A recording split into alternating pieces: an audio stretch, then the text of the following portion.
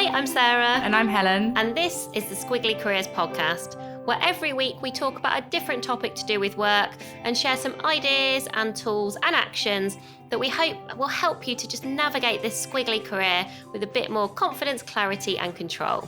And regular listeners will know that all of our episodes are supported with some resources to help your listening go that little bit further. So we have got pod sheets, which are a one-page summary of the ideas for action and some sort of questions to reflect on. We have also got pod mail, which pulls everything together. So make sure you're signed up for that if you want it in your inbox to make everything easy. And we've got Pod Plus, which is a weekly discussion that you can come to if you've got questions or you just want to hear what other listeners think about a topic. All the links to that stuff are on the show notes, so you can find it there. You can also go to our website, amazingif.com. And if you can't find any of that stuff, you can just email us. We're Helen and Sarah at squigglycareers.com. So in this week's podcast, we're talking about how bias can hold back your career development.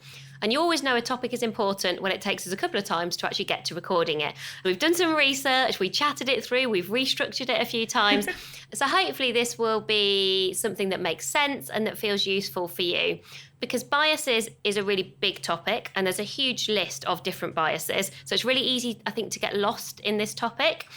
But there are a few that we think can be particularly limiting for your learning and your career development. So we're going to dive into some of those. But just to start with what a bias is, it's an automatic way of thinking about something. Our brains actually really like them because they are shortcuts that help us to filter information. They help us to understand the world. The issue is, almost because our brains do like them, I think, we attach ourselves to these biases. Sometimes we don't know about them. Even when we do know about them, sometimes we don't do much about them. We sort of let ourselves have them. And they are influenced by probably our background and our experiences. So we have to be quite proactive, I think, about understanding these biases and how they might get in our way. And as Sarah said, we are focusing on biases that hold back your career development. And we're differentiating from sort of systemic biases that are very, very important. Things like age bias, gender bias, bias around race. And there are some experts that we would recommend that you go to if you want some more information on those areas. So these are people like Viva Wittenberg-Cox, for example, on age, Sophie Williams and Tolu Ferrentu, both previous guests on our podcast that can give you some really expert insight into gender and race bias as well. But we thought that our area of expertise was career development, and so we wanted to focus on the biases that hold that back. And what we have pulled out is 3 biases that we think are most significant. And for each one of them, we're going to talk about what the bias is. We're going to talk about the career development challenges that it creates. And then we've got some ideas for action that can increase your awareness and help you to move forward from it. So the first bias we're going to chat about is called affinity bias. And usually with these biases, the clue is a little bit in the title. So that's quite helpful to get us started. And with affinity bias, it's when we seek out and are more comfortable with people who we have things in common with. And that could be people who think a bit like us, people who we've got shared experiences with, people who share our values, and potentially even people who look like us. So I'm female, I might have more of an affinity with someone else who's female. I'm a mum, I might have more affinity with someone else who's a mum. And so I might have more affinity with people who've also worked in big companies because I'm like, oh, they're a bit like me. And we sort of attach ourselves to these people. And that can be a challenge because it can limit our learning in quite a few different ways. And so in terms of the career development challenges that this can lead to, the first thing is that your career community can become a bit of an echo chamber trap where you're all sort of reinforcing what each other thinks and you're not necessarily bringing in sort of new knowledge or new insights. You might also focus on strong ties versus weak ties. So we've actually done an episode on this before because the research shows that your opportunities for your career come from your weak ties. They're people that are a bit further away from what you do on a day-to-day basis. But because with affinity bias, we tend to spend time with people who are a bit like us, we're often focusing on those strong ties. So you might feel well supported, but over time, you're probably going to weaken your career opportunities. And the third one, which I think is a bit nuanced, but I think it's important to recognise, is you're not really investing in the skill of collaborating with difference. If you're constantly sort of communicating with people that feel comfortable, we're not stretching that strength about, well, how do we create connection with people who feel different to us? And the more able we are to do that, the more diverse communities we build around our career. That's the real point. We're not developing that strength. So it can feel quite uncomfortable to ask this question, but obviously we always want to practice what we preach. So when you reflect on this one, Helen, how much do you think affinity bias shows up in your working week, for example? I think in my working week, my average working week, I think quite a lot. I think I spend time with some very similar people in some very similar ways. But I think I have moments in the month. So I think that's probably what I do. And I'm trying to do this more often. I think I have moments in the month where I spend time with people who have very different experiences and very different backgrounds. And I really enjoy those moments. I just sometimes feel they're difficult. They definitely take more effort. Because I feel like I have to start more conversations. I have to ask more questions, but I always come back with sort of more insights that I wouldn't have predicted. Like, oh, isn't that interesting? I kind of, from those moments, I always have that as like, oh, isn't that interesting? But yeah, it's moments in a month, not kind of my average working week, I would say. In my average working week, there's more affinity bias. What about you? I think similar. I definitely see it as an action around getting out of my comfort and challenge zone into my courage zone.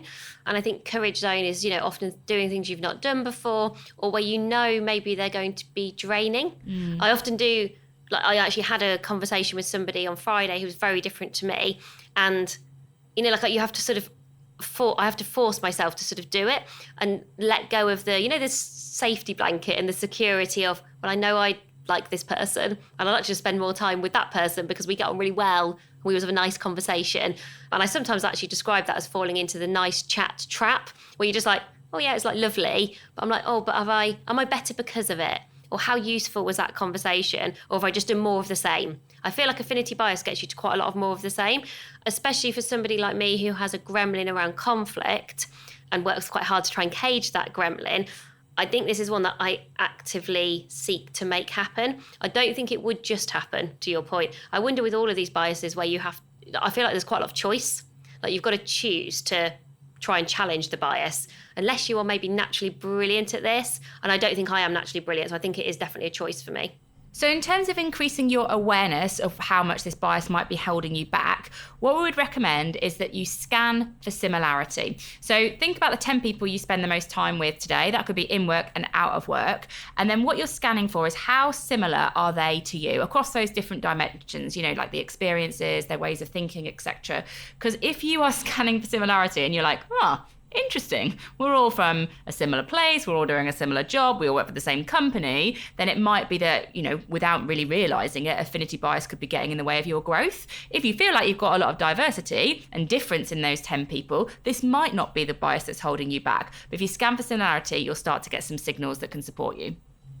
And one idea for action that we've got for you, which is inside your organisation, and we're calling it escape your function. Brackets for a bit.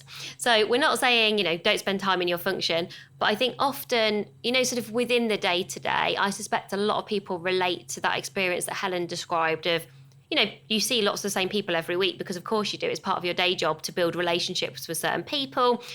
Maybe the people attracted to your function are more likely to be a bit like you. That kind of may or may not be true, but you might notice that. Maybe you've got some similar motivations or some similar values potentially. And so actually just spending time with other people in other functions, I think can just help to open up your eyes to different points of view, different perspectives. It's a really good way to work your weak ties. And if I was going to do this, when I think back to I can't really escape my function, amazing if there's not really enough of us. But if I think back to working in a bigger company, even just thinking about causes or campaigns that I could get involved in internally, so things that I was sort of passionate about, a bit more sort of volunteering in a company was useful. But just having a curious career conversation with, do you fancy having a coffee with someone who is in procurement or someone who is in finance? I always quite like getting a window into other people's world, and I think it naturally helps you to sort of make sure you don't fall into that affinity bias too often. Also, joining ERGs, employee resource groups in a company, would help you escape your function and sort of spend time with different people in the business. And the other thing you can do is spend time with different people outside of your organisation. So be kind of really conscious about the communities that you connect with, particularly because they're going to give you a window into other people's worlds. That could be being a trustee on a charity, which are things that Sarah and I have both done. It could be like a club, like volunteering to spend time with the club that your kids are in if you've got kids. One of the things that I have done recently is I've joined a community as part of an initiative that Ernst & Young run for entrepreneurial winning women. So there is a point of similarity. everyone on it is a woman and they all run a business.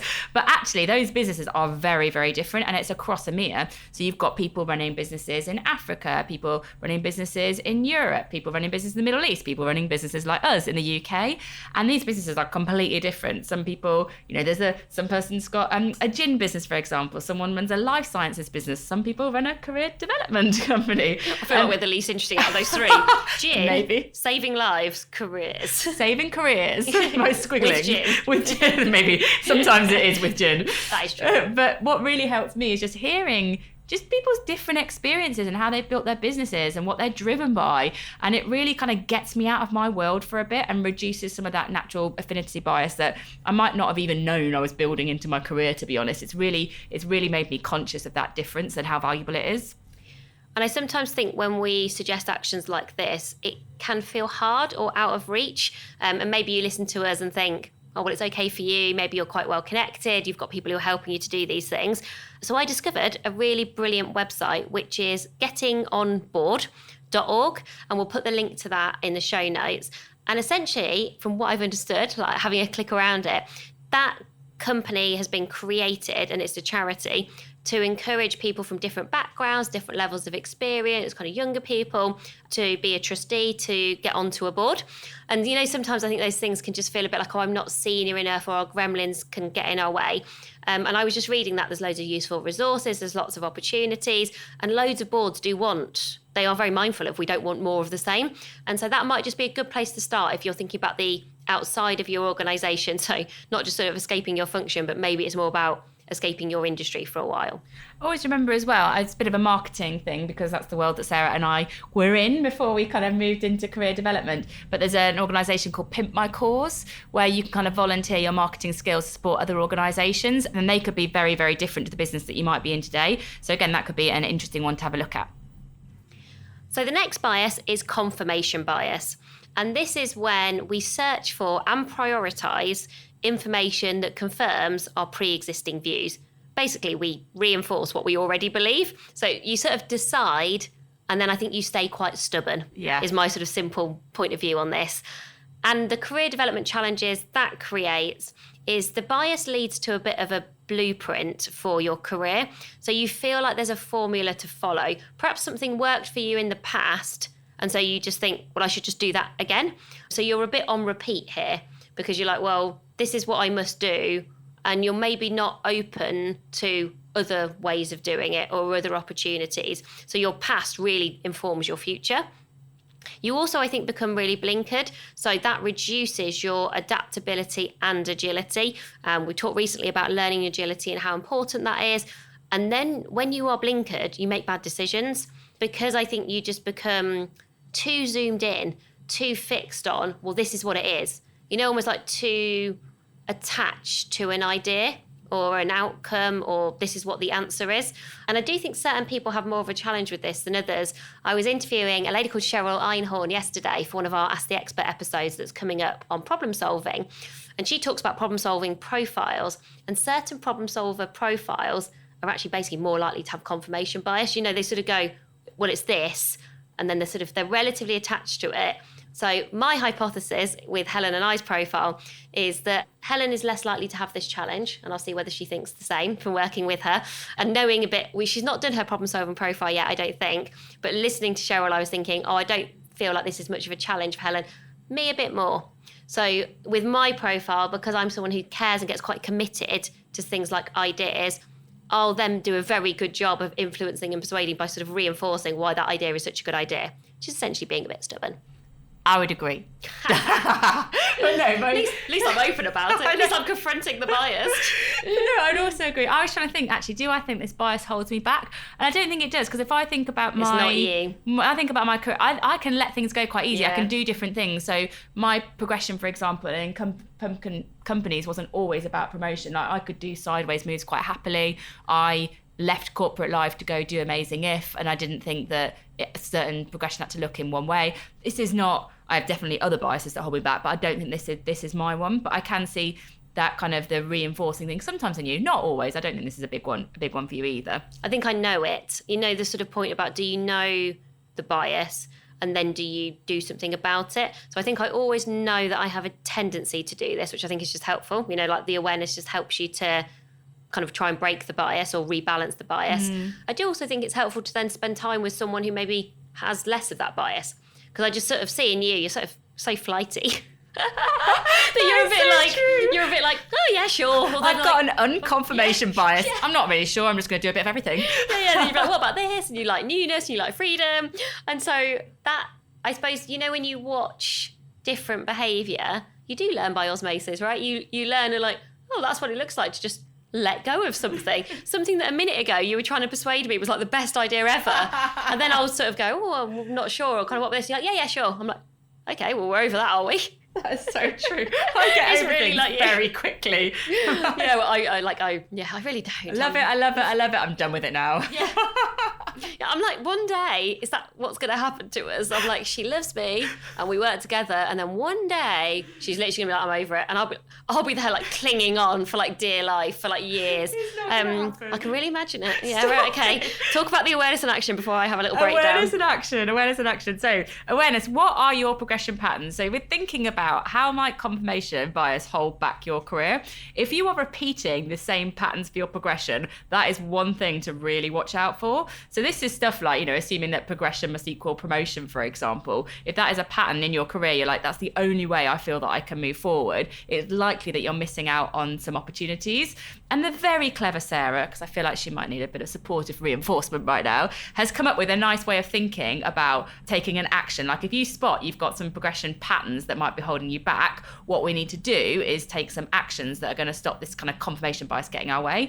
Sarah, would you like to talk through your lovely creation? I had a lot of fun actually creating this. So I was reading some research about this. There's a really good Harvard Business School article about confirmation bias, and they said the opposite of confirmation is curiosity. So I was like, right, how could we actively be curious about kind of making sure that we don't have this confirmation bias?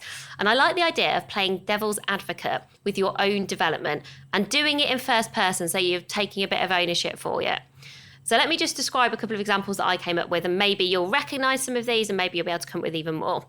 So if you've got a confirmation bias that sounds like, I need to move roles or maybe companies to progress in my career, devil's advocate would sound like, the way to accelerate my career is to stay where I am today, and I am going to squeeze every last ounce of value from it. The devil's advocate is a bit cheekier in tone, by the way. They're the same person, but I got cheekier and a bit more provocative. You know what's really funny is I can see Sarah today. We don't always record in the same room, but when she plays the devil's advocate, she puts her head on the side. Yeah, it's like it's got a slightly sneaky. Yeah, it's got a sneaky tilt to the head. So my next one, confirmation bias. I need to go on a course to learn this skill, whereas the devil's advocate would say, the worst way to learn this skill is to go on a course. I am going to learn by doing. Very different. Last one, confirmation bias. To be successful in my career, I need to be a manager. And that's what everyone else does. Devil's advocate would say, the last thing I want to do is to manage people. Being successful doesn't look like being in charge of other people. Like, I definitely know that is true for some people. There are people I know where I think they probably thought that first one, and then I think that devil's advocate has definitely become their reality when they sort of understood the ins and outs of that. I think it's really, really helpful. Like the devil's advocate helps you to challenge your assumptions, and how often do we play that role for ourselves? But that gives you just a bit of permission, I think. Yeah, and I think I definitely, when I look back on some of my progression patterns, I actually had a real progression pattern. You might be like, oh, well, it's a good thing because you were sort of squiggly. I always like doing new stuff. So I was very like, oh, I always want new roles, things that people have not done before. And I'd be quite sniffy about like doing a job that someone had done before. Like I would have been like, oh, I don't want to do that. They did that. I don't want to go into someone else's shoes. And actually, if I think back to it, I'm like, well, if I'd have played devil's advocate, I could have said to myself, oh, well, the way to learn loads is to do something that someone's done before, take all of their learning and then just be even better at it. And you're like, yeah. Sometimes it is okay to go and do something other people have done before. You don't always need to be doing something new. And I think just having that little voice in your head, that little devil's advocate, I don't know, I think it might just help open up some opportunities for you. Well, you know as well, if you're a mentor or a manager or a coach, so basically someone who's got influence over someone else's career in some way, I think you could probably help them by playing devil's advocate. So, you know, you can't, perhaps you can see that they've got a confirmation bias potentially getting in their way, like, but what if Like that would probably be your way into, but just know that you're kind of playing that devil's advocate for them if they can't do it for themselves. Ultimately, I think you want them to do it for themselves because that gives them a bit more ownership over this, but you kind of start that thinking process off. So bias number 3 is a recency bias. So this is when we believe that recent events that we've gone through provide a window for how things will play out in the future. And it's really when immediacy and nowness gets in our way. So we're kind of dismissing the past and what that's contributed towards our development. And we can just see kind of a very small slice of our squiggly career. And that can hold us back in quite a few different ways. So if you think about performance and career conversations, and I have been in conversations like this where I've both had recency bias and heard recency bias, where the conversation is entirely about what's happened in the last week or the last month versus sort of a zoomed out view, maybe over the last year of how things have been going and how you've been doing in your world of work. It's sort of recency not reflecting reality. Also, when you see yourself in a very small way, you're maybe very zoomed into a particular project versus how you're doing in your job over a number of different projects or a number of different things that you're delivering. So I think recency bias definitely sort of makes the impact of you a bit smaller because you're just zoomed in so much, you sort of don't see the full picture, I suppose. I like this one because I feel like I have a bit less of this. I'm like, finally. Oh, I think I have this one. Yeah, I know you do. So I was like, finally, one that Helen has more of than I do. I'm not very good at this. Well, you're so...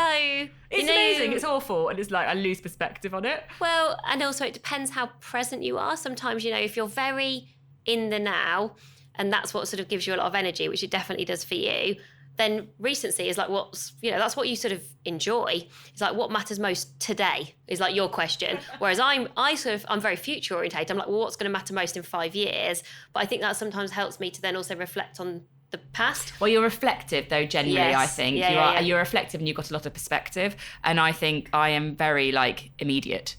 Yeah. So it definitely kind of plays into this bias a little bit. Yeah. I was smug. I was like, finally one where I don't feel quite She's so bad about myself. Recency bias.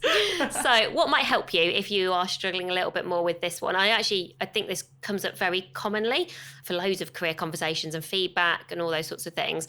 So maybe practice asking yourself some questions that do reflect on the past. So it's sort of pressing pause, putting your thinker hat on, even if you're a bit more of a doer, and probably slightly slowing down to speed up. So the sorts of questions that might be helpful could be, what do you feel most proud of this year? As long as it's not like 2nd of January. Who has helped you the most in your career so far? And what moment have you learned the most from? So these are quite big zoomed out questions. You're going backwards. And also just it's prompting you to really think about, lots of data for your development, probably rather than one data point that you really remember. And it's sometimes hard because we don't have very good memories. So sometimes it's quite hard to maybe think about these things. But I think if you ask the right question, it does unlock some helpful answers. Yeah, I agree. And I like these questions. I definitely always have to look at, what do you feel most proud of this year? Immediately, I go to something that's like in the last month. But then I'm like, of course I do.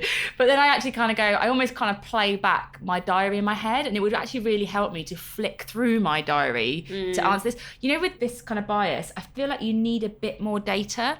Like if it's just in my head, then I only have my short-term memory sort of to play with. Yeah. So I would need to go through my diary and almost be like, what happened in January this year? And I'd be like, oh, I completely forgot that. That was amazing. And that would kind of help bring it to the fore a little bit more. Well, we were even laughing, like when we were preparing, I said, oh, who's helped you the most in your career so far, Helen? We check that you can answer these questions. So what did you say? Well, I said Sarah, but to be fair, she's in a room with me right now. So I think that could just be recency bias. Well, that's what I thought. I was like, oh, that's literally recency bias. I was like, I'm right here. And it's like we've spent the day together. Whereas, but my head didn't go there. Well, you didn't say me. Wasn't my first thought. Oh, you're so mean. Right, everyone. That's it. Go on, no, who was it? Well, I sort of went back to previous managers and some directors, some of them from quite a long time ago, where I was like, oh, if I hadn't worked for that person, I don't think I would be where I am today. And there are a couple of really pivotal leaders who I feel very privileged to have spent time learning from and with. And I sort of go, well, those were the people that sort of propelled me. They encouraged my ambition. And so you're the most important person. Don't worry, you're the most... She's looking really upset. You're the most important person in my career. But have you helped me the most? yes, if I think about recency. But if I was thinking about the whole of my career, I'm like, oh, I don't know. I think you'd be level pegging with a couple of other people. Well, I'm all right with that, but I'm all right with that. You don't look. No. I'm reflecting. Honestly, this is what this is all about. Okay. But I was reflecting on, if I hadn't like chummed up with Sarah, then I don't think I would have got a first on my degree, because Sarah helped me do some stuff. That is true. That is true. And then I think that gave me the confidence to put myself forward for some positions at like Procter and Gamble and various things. So actually, I think I can legitimately say, and I don't need that to be reciprocal, my love. Like, it's fine. I can cope with a lack of reciprocity, but I'm answering honestly. Let's move on to the action. Move on to the action. Now I feel bad, but also you've got a good action. She can sit with that badness bias. I don't know. That's not a thing, everyone. That's not a thing. So the action here is to keep a development diary, which can support a sort of learn as you go approach. So rather than just remember what's in the moment, a development diary basically gives you some learning to look back on. And I am doing that at the moment. So back to that community that I mentioned, the kind of entrepreneurial winning women one, when we talked about affinity bias.